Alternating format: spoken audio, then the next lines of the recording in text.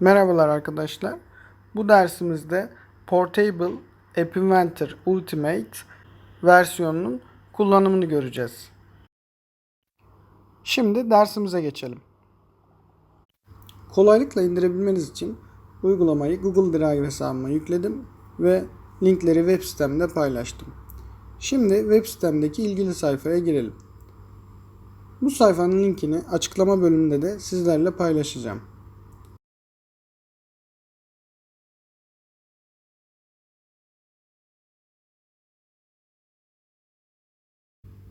App Inventor'ın bu versiyonu offline olarak çalıştığı için internet ihtiyacı duymuyor. Alt tarafta bulunan iki linkten sisteminiz için uygun olanını indirebilirsiniz. Ben şu an 32 bit bir Windows kullandığım için 32 bit versiyonunu indiriyorum.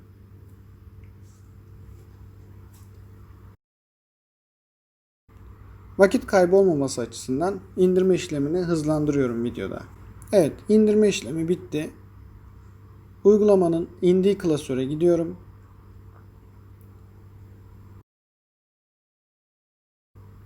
Kesiyorum ve yerel disk C'ye taşıyorum.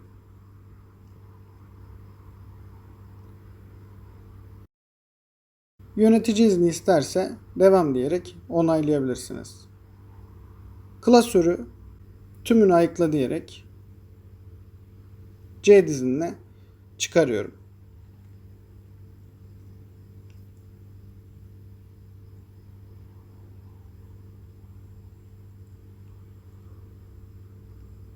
İç içe iki klasör olduğu için uygulamanın bulunduğu klasörü C dizinine taşıyorum.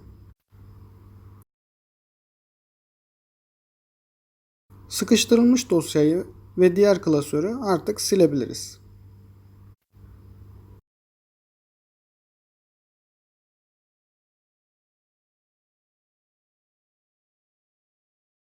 Uygulama klasörüne girerek sağ tık yapıp uygulama kısa yolunu masa üstüne gönderiyoruz.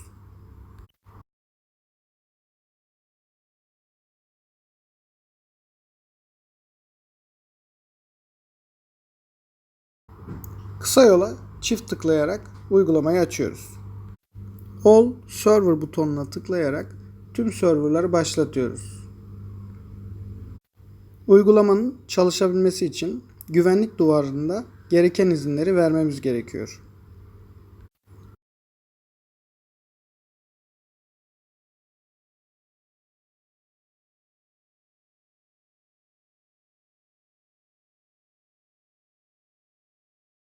Komut sisteminde de gördüğünüz gibi server çalışmaya başladı.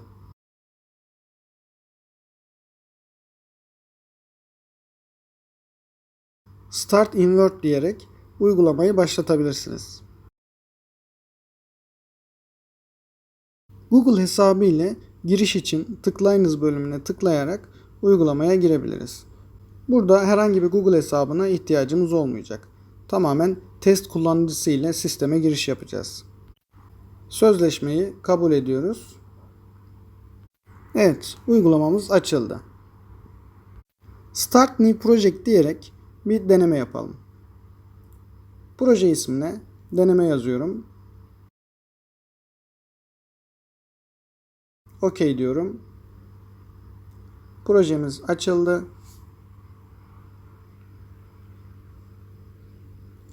Bir tane buton ekleyelim. Altına da bir text box ekleyelim. Connect bölümünden emülatöre tıklıyorum. Emülatörün açılış kısmını videoda hızlandırıyorum. Evet, şu an Designer kısmında oluşturduğum bölüm emülatörün içinde geldi. Ufak bir kod denemesi yapalım. Çalışıp çalışmadığına bakmak için. Butonun click eventine, yani butona tıklandığı anda olacaklar işlem bölümüne hemen text box'ın text kısmını seçerek text bölümüne gelip buradan boş bir blok alıp içine deneme yazıyorum. Emülatöre geçiyorum ve denememizi yapıyoruz. Evet, gördüğünüz gibi deneme yazısını gördük.